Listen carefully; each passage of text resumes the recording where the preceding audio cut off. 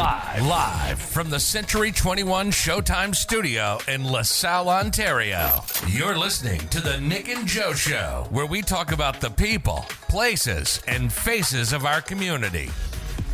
It's showtime. Welcome, everybody, to the Nick and Joe podcast show. I'm your host, Nick Monteleone. This day in history, in 1953, Hugh Hefner publishes first edition of Playboy magazine featuring Marilyn Monroe as magazine's #1 centerfold. The sponsor today is MBSP Chartered Professional Accountants. Give Angelo or Marco Battisti a call today. Dad, introduce our guest, Joe Monteleone, also the host of the show. Go ahead and introduce our guest here. Well, everyone, welcome to our podcast.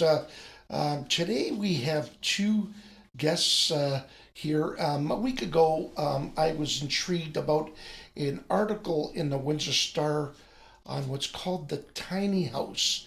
And so I had the privilege with Nick to meet up and take a look at this tiny house and chat with our guests here. I'm going to introduce them right now.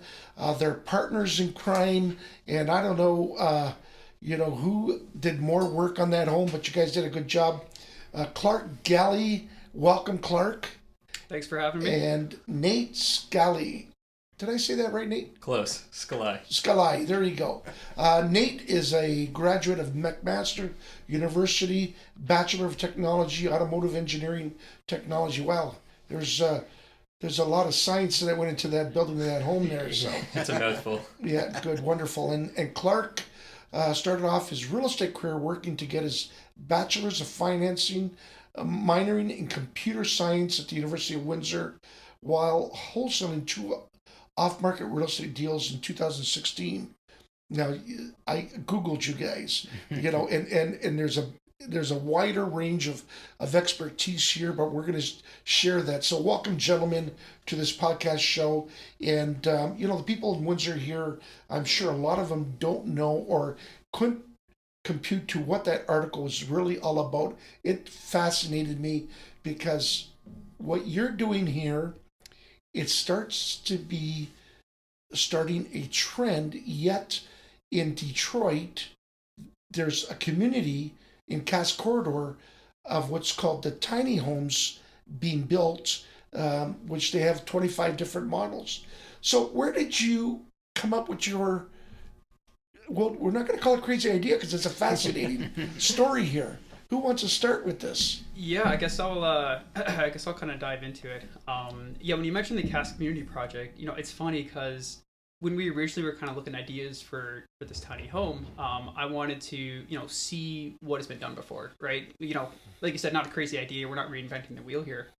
We are in Windsor, but there's got to be someone out there that did it before. So I Googled around and I found that they were doing it in Detroit, and pre-coronavirus, I texted Nate and I was like, hey, we got to go see these homes. Like, we got to go see what they're like. We got to go see what 400 square feet feels like.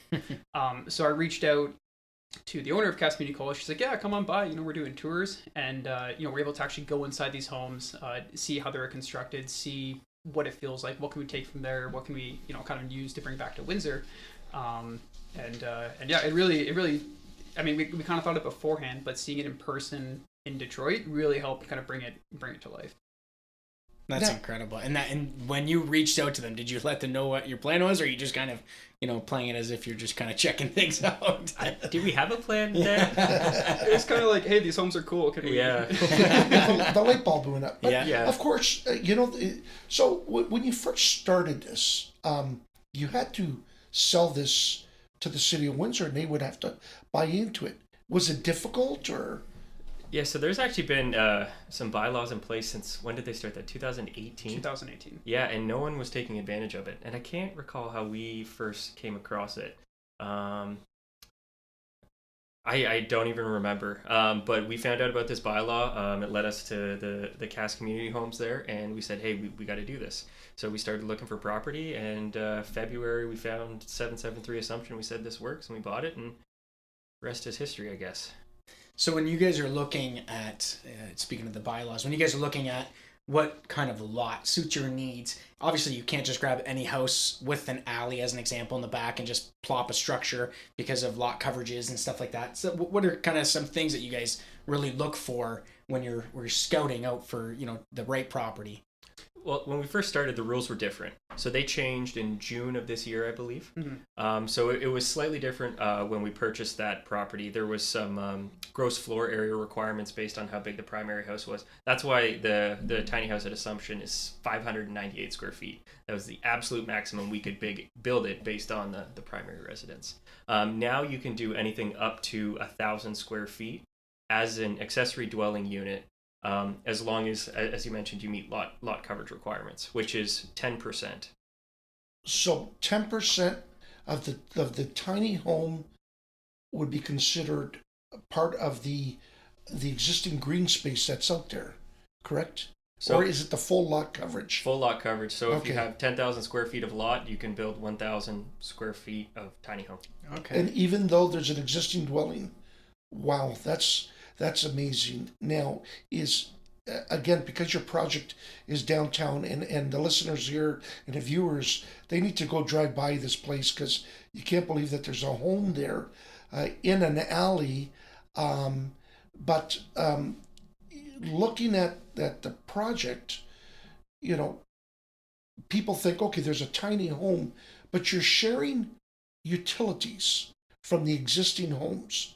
You're sharing same hydro from the existing homes, or are you bringing in a different panel for that? Because again, it's under one deed, correct? Yeah, so I mean, kind of looking, kind of at the beginning of this project as well, like we were looking at secondary in-law suites. So this actually classifies as a detached accessory dwelling unit. So it actually falls under the in-law suite bylaws. So similarly how some, investors out there, they will take a property, put an in-law suite in the basement, put a separate kitchen, file for the in-law suite permit, Correct. do architectural drawings, all that stuff. We did the same bylaws there. It's not a new development on a new vacant land parcel. It's a new development on the backyard. So it's not a, new development permit we're getting. It's a in-law suite home addition we're actually doing to the property. So we did get a new water meter and a new hydro meter. There's no gas line, but we were able to set up separate metering for the property. Now the gas line, the reason there was no gas line just because of that specific property, or there's something about gas lines where you just can't rent to? No, we just ended up going with mini splits. Yeah, okay. So we just have 3 heat pumps in there rather, and it worked out cheaper. Yeah. It's a ductless system, and we didn't have to run a gas line, so yeah. it saved us some money. Yeah, exactly. It makes sense, actually. Yeah. Mm-hmm. Now, how about, what if a lot was narrow? Can you build 2 stories? 500 as an example, is it for 1,000, total square feet? Is that something that's an option, or do you have to watch your height requirements? Absolutely, that's an option. You have to be smaller than the height of the primary residence, even if it's 1 inch. And then depending on the zoning, there's maximum height requirements. So I think we were maximum 18 feet in that area, because the primary house was also 18 feet, so we could do 17 feet 11 pretty much. But then again, it's the 1,000 square feet is over 2 stories now. Yeah, so 500. 500 per envelope there. Yeah. Mm-hmm. Is the city only allowing these tiny homes in a certain geographic location because they're trying to keep this development in a downtown core, or do you see this being allowed even in South Windsor or East Riverside? Everywhere that falls under City of Windsor. Yep. Yeah. So the current municipalities that currently allow it is Windsor and Amherstburg. I believe Tecumseh was going through a hearing last week or 2 weeks ago to see if Tecumseh would actually incorporate these bylaws into the current existing bylaws. But as of right now, we can only build in Windsor and Amherstburg. And it's such a, it's funny because the evolution of a business, the key thing is you have to be a problem solver.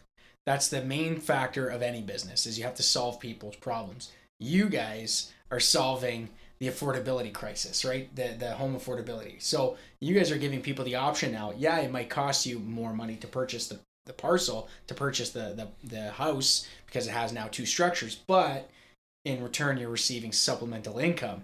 So is that kind of what was driving your idea? Was that the fuel behind I guess the idea? Is that what you guys were kind of going after?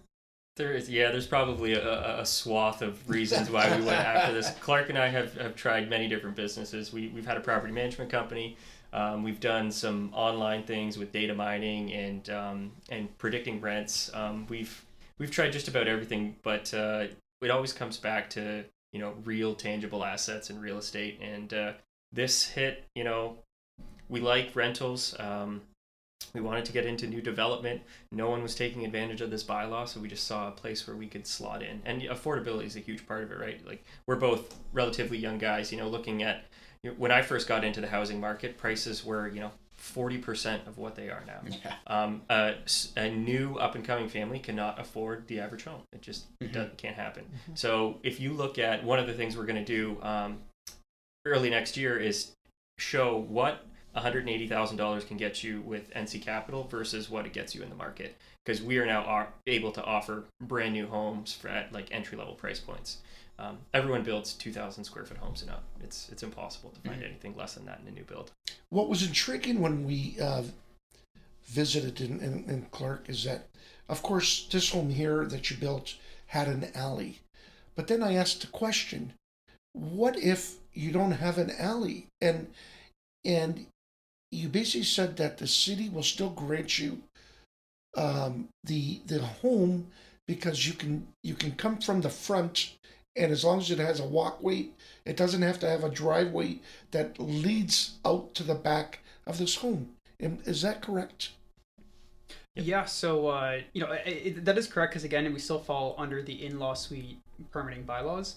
And an in-law suite in the basement, they don't need a separate driveway, so we fall under that same bylaw, and we don't need a driveway to the back. I mean, obviously, we care for the tenants. We want to figure out how to make this, a nice, affordable living space. So it just so happened that this one's off an alley, the next one's off an alley. But there has been some other parcels we look at where, let's say it's 50 feet of frontage, and they currently have a driveway to the left of the house, and then they have a gate in the kind of the backyard there. So we're thinking, okay, what if we, have like a double driveway, so half the driveway at the front is for the main house, but there's another driveway that goes all the way back to the back house. Okay, that could kind of work if there's a 50 front lot.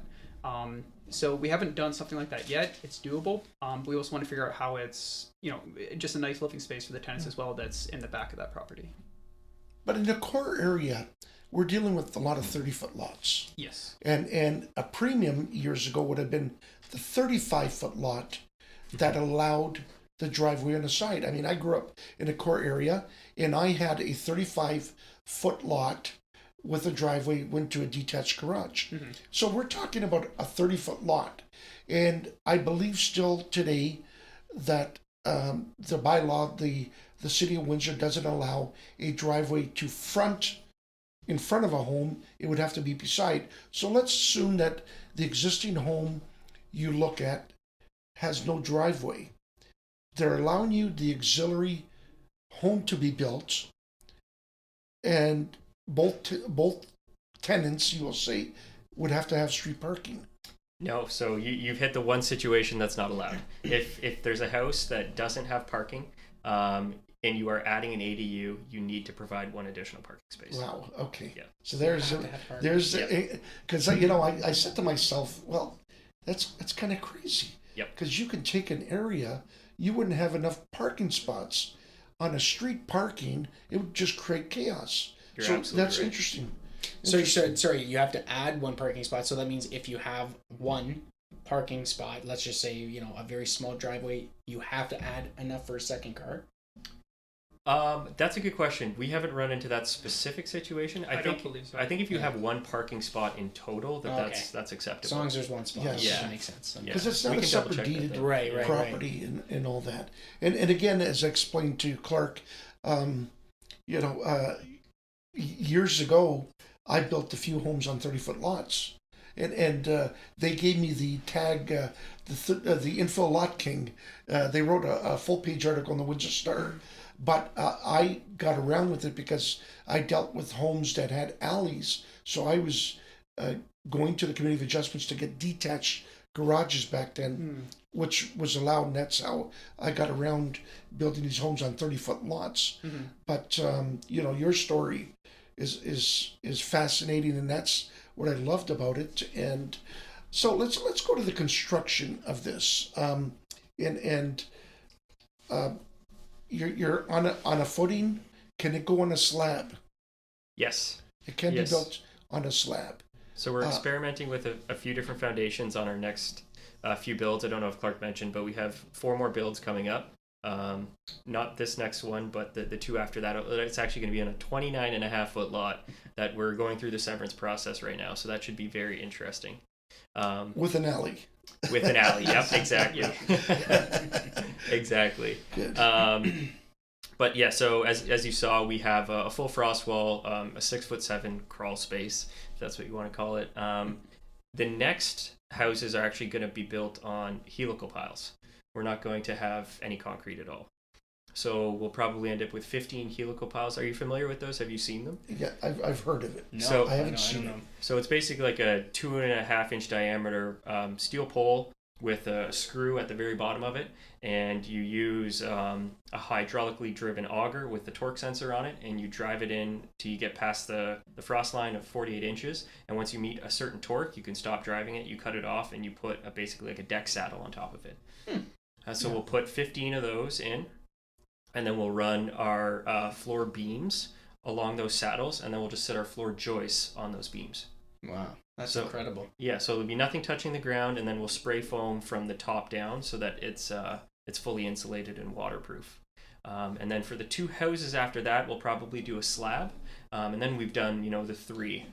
So on the one with the pillar system, engineering system, would you have a skirt around it then? Yes, Okay, absolutely. so the skirting is just for looks of aesthetics. Exactly. And all that. You spray foam underneath. So we're actually gonna try and spray foam from the top down on this first one. Before you put the floor plywood or whatever. Exactly, yeah. Okay. So we'll actually have sheathing on the bottom of the floor joists, and then we'll spray foam down. We'll run some utilities through the floor joists, and then we'll put the floor sheathing on top, because we obviously have to put plumbing and stuff in there.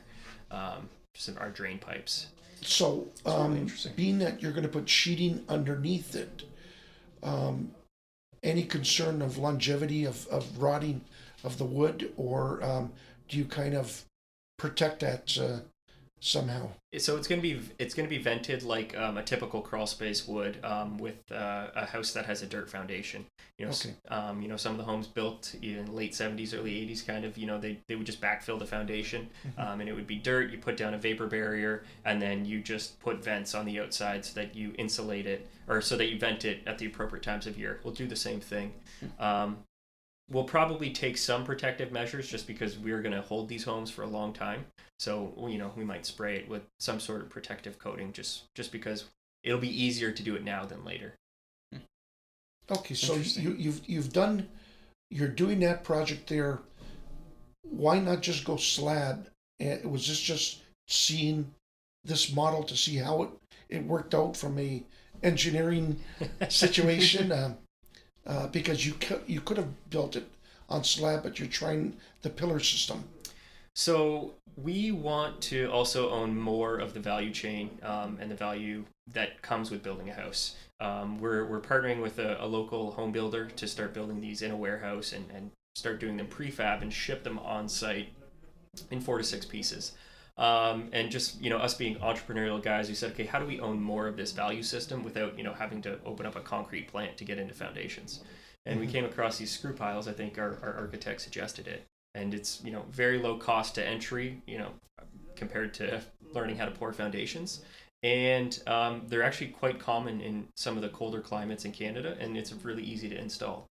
So we decided, we'll give that a try, and it actually might be cheaper as well. See, it's amazing. It's amazing to see there's 100 different ways to do things, but yet just because we're so used to doing things a certain way here, sometimes people will be like, oh, well, that's not the right way. You got to do it this way. Well, you don't necessarily have to. There's a lot of different systems out there. There's a lot of different ways to do it. Great conversations here, guys. So we're going to take a quick little break. Again, we got some great guests here, and we'll catch you in just a minute.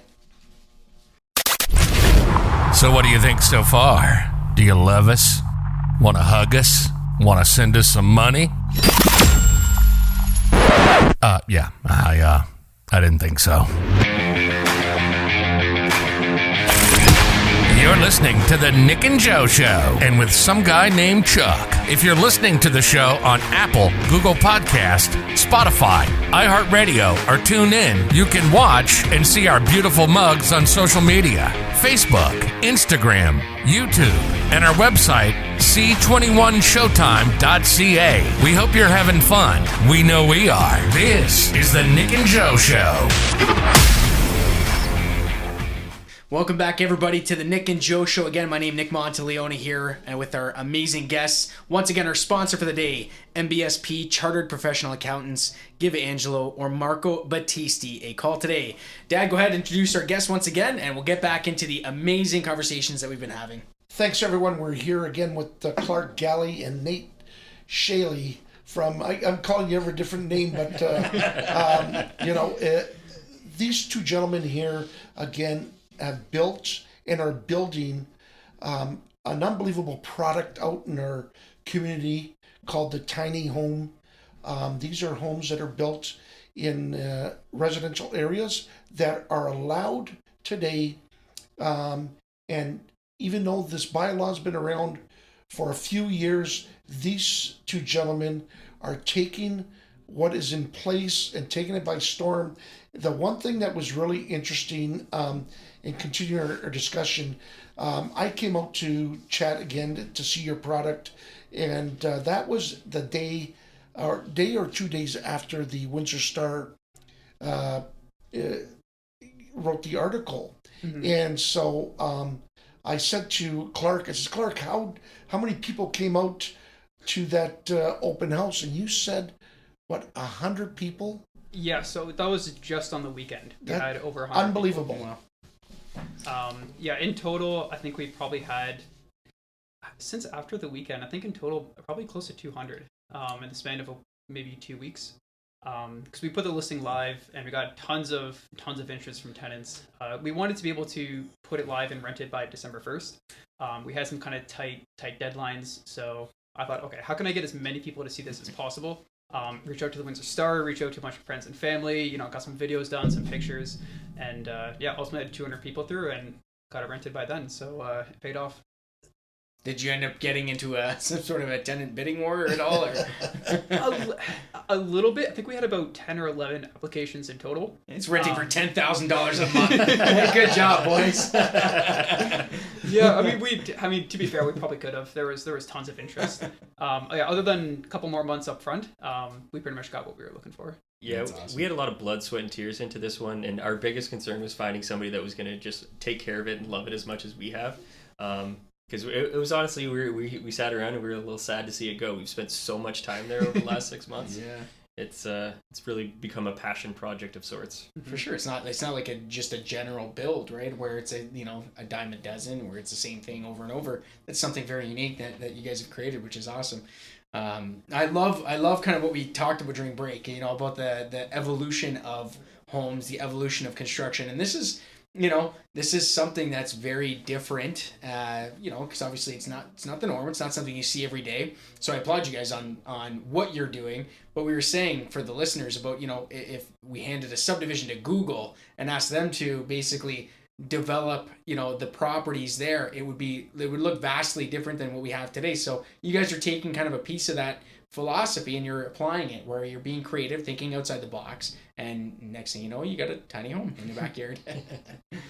So and carrying on that discussion, the construction process is now being looked at as different, and moving forward, you kind of mentioned that eventually you want to make these homes into more of a modular system where they come in 4 pieces or 6 pieces trucked in. You'll be manufacturing this in a warehouse. Explain maybe more so, the quality aspect of it, the engineering aspect of it. Yeah, so I guess I'll kind of start, and obviously Nate's the engineer, he can kind of finish it off. But the reason we kind of opted to do something like this is, again, with the tiny home and efficiency and scalability of it, Nate just comes from a kind of manufacturing background. He said, okay, how do we do home building but in a manufacturing process? How do we, just kind of estimate exactly what needs to get done, when does it need to get done, get the time frames like down to a T, so we can almost, cross off the days that go along to get this thing, built in the warehouse, shipped on site, do the foundation, get our guys in there. And as Nate said, how do we own, more of the process, and how do we just control and make sure timelines are hit, every step of the way. Was kind of our goal for the, doing it inside the warehouse and shipping it to the site. The actual construction, Nate can kind of dive more into that. Yeah, and you hit on one of the big points: quality control, and as Clark mentioned, scalability. So nobody wants to work outside in the middle of winter. It's hard to get trades, as we all know, and there's just tons of issues that come along with that. And my background comes from, okay, we have a product, and how do we make 10,000 of these a week? How do we make them the exact same? And how do we have a fallout in, parts per million?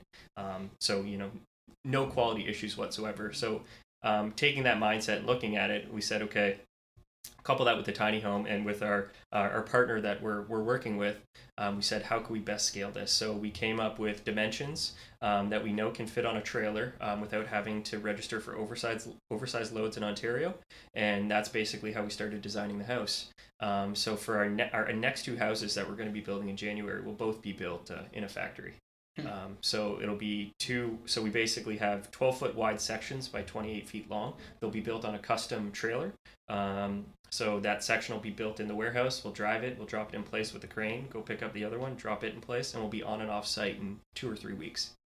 And when you say you're building this on site, are we talking about the finishes other than probably trim work, or is that also going to be part of the finishes from factory to the job? So what we're basically going to have to do once this house gets to site is what prefabbers would call zipping the home. Mm-hmm. So you have that seam down the center. So you obviously have to join that, patch the drywall, and then finish painting and mudding and taping just that seam. Wow. But we'll have those exterior walls painted, or those interior walls painted. All the siding will be on except for that seam. And then the trim will go on afterwards. Because this house is going to be on a wooden floor system and not a slab, we're going to have to, attach the walls to that floor system. So it'll just be easier if we have the trim off, we leave the drywall up a few inches, and then we can access all that, and we'll just pop the trim on. So our longer term plan and what we're going to be testing out on these next builds is that we want to take this all the way up the highway. We want to be able to do this, in northern Ontario. So the idea is we build a house in 4 pieces. We have 4 trucks go up, and with it goes one 40-foot seat container. And that seat container contains all the bits, a can of paint to do the touch-ups, the trim already cut, and the cabinets ready to be installed. So if somebody wants to buy this and finish it up themselves, we send them the container. In 2 weeks, we come and pick that container back up when they're done with the house, or our team will go up and do the zipping of the house and the finishes. So as Nick said, the one thing is, you never know. People can start ordering this home on Amazon. That would be ideal. We would love that. Seriously, that is well good. That's where it seems like you're heading, right? So, and that's the future. That's the future of what we're doing. Right. It's great. And if we can couple this with those screw piles, we can have the screw piles in 2 days. There's no waiting for concrete to set, none of that. So 2 days with the screw piles, the pieces show up, you drop them in place in a couple more days, and then you have your remainder of the 2 weeks to do finishing. The one thing I kind of related to as well is, you kind of mentioned, you joked about the Amazon, but what I kind of like to correlate it to as well is IKEA, right? You go to IKEA, you look at this, desk that you really like, they'll ship you a box with all the nails and all the packets and the manuals. Ideally, we want to get something like that, where it's, like Nate said, we'll ship you 4 or 5, items in the container. We can do the zipping, we can teach you how to do the zipping, but ultimately it's, in and out in 30 days is the kind of goal. But again, in the end, unfortunately, it's a culture that you have to reinvent and make people rethink, old traditional way new. So this concept is great right now, especially because we're talking about the tiny home or the tiny house. Eventually, one day, it'll be acceptable as the primary house, even though your construction meets every detail of every aspect of your regular home. It's just the mindset of people saying, geez, yeah, but this is still a modular home, right? Again, if we're talking cottages or if we're talking very rural areas, well, it's great. But in the city, I know that one day you want to make this a construction of the primary home. And I think you would agree to that, correct? Yeah, so our the next two pieces of land that we have that we already have permits in for the first one, we're building a primary and an ADU. Wow. So the first house is 675 square feet, 2 bed, 1 bath, so a slightly bigger version of what you saw. And then we have a 430 square foot ADU for the rear yard. And then going forward, those are going to be the basis for our 2 model offerings. So it's going to basically be like a car configurator that you would see on GM's website. You go on, you pick your model, you can add some extra windows, maybe raise the ceiling height, pick your colors, pick your trim, and then hit submit, and then that comes to us and we fulfill your order. How about semi-detached style dwellings where you got a semi? Can you have 2 because they're 2 separate deeded homes, right, on a semi, so it's not a duplex, actual semi. Would they allow the 2 homes in the back then?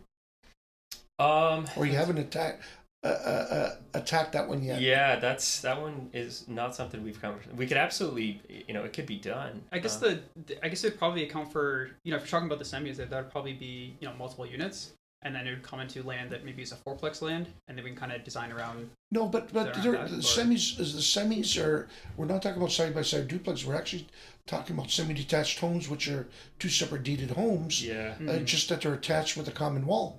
So each lot would be separately deeded, and I can't see why this concept wouldn't work. Where you built a semi and then 2 tiny homes in the back, because again, it's separate dwellings. Yeah, the biggest issue we run into are setbacks. So it'd be like if we tried to build a tiny home on that land on Argyle we were looking at way back in the day. If you recall, it was 20 feet wide.